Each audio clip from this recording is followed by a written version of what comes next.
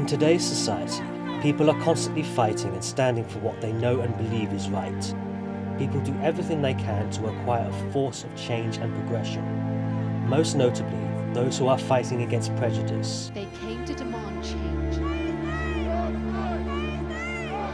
Black lives have always mattered!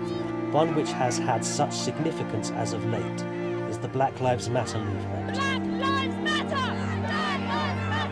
1700 years ago, a man named Alban stood for what he believed in and sought to protect a Christian priest against unjust persecution, and went on to become Britain's first Christian martyr, patron saint of converts, torture victims, and refugees.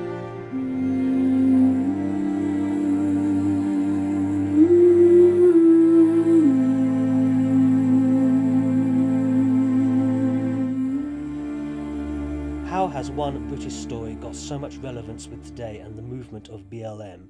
It's a story retold throughout the ages, from the moment of his martyrdom, when historian Bede included biblical symbolism, to the tale of Alban.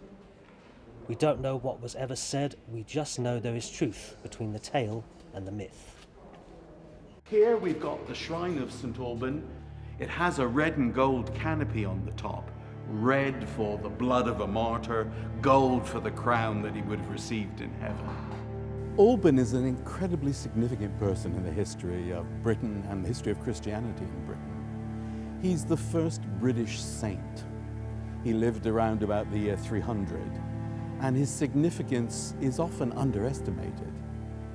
He does something quite remarkable. He takes in a wandering Christian priest. Now that sounds easy to us, but in fact in those days, Christianity isn't permitted as a legal religion of the empire. And so Alban's doing something risky by sheltering a fugitive, a subversive fugitive, in his own home.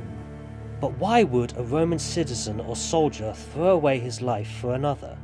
How did Alban become immortalized in sainthood as Britain's first rebel with a cause?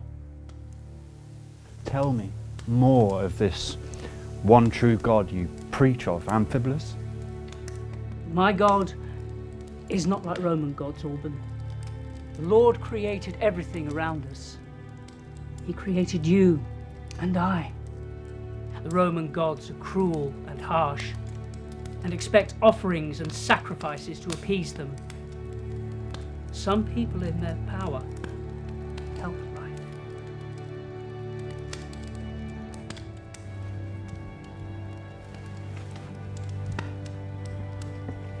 My God is compassionate, and he loves you, Alban. I preach this to all the people. It was the Lord who brought me to you and put me in your care. Risking certain death if caught, Alban offered shelter to the priest in his own home. But it wouldn't take long until Roman authorities discovered this act of treason. He allows the priest to escape through a very simple but ingenious plan. They exchange cloaks with each other. That means the priest can get away and walk through the town wearing the cloak of an everyday Roman citizen. But Alban, when the authorities come for him, Alban's wearing the cloak of the priest when he's hauled up before the magistrate.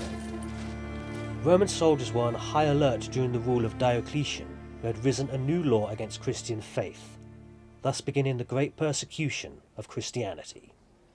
Today we see those being ridiculed, persecuted, and imprisoned for their beliefs and choices. It was no different 1700 years ago. You are aware of why you've been brought before me, aren't you? Preaching your lies of a false God to the people. Alban was taken before a magistrate whose job it was to decide exactly what crimes against Roman law he'd committed. You're one of our own. Centurio. In the year 303, the Emperor Diocletian issued an edict, which was the last major persecution of Christianity in the Roman Empire. Wait a minute, you sheltered the priest, didn't you? And the edict was basically stripping Christians of their rights. You'll endure scourging until you renounce your false God and accept ours. Christians finding themselves in this position were seldom spared. Nothing to say? My name is Alban, and I worship and adore the one true living God. Well, I wonder if you'll say that when we remove your head from your shoulders. Take him away.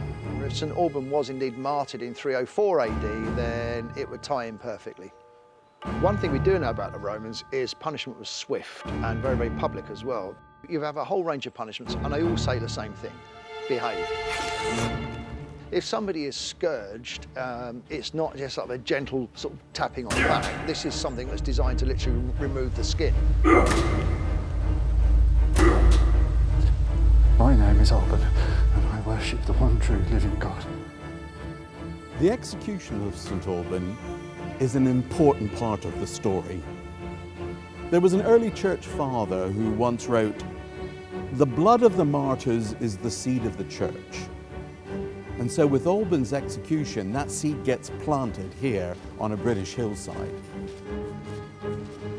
The persecution of St Alban is one to be remembered. What he stood for and accepting his fate to protect another has serious importance.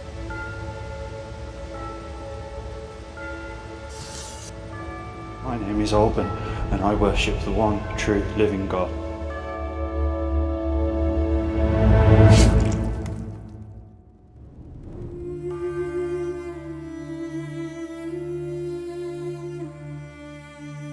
The story of St Alban is a difficult one to actually say that we're absolutely spot on accurate, because unfortunately the story's been retold and retold. It's a difficult story to pin down, but it's fascinating, and it's part of the fabric of the story of Britain.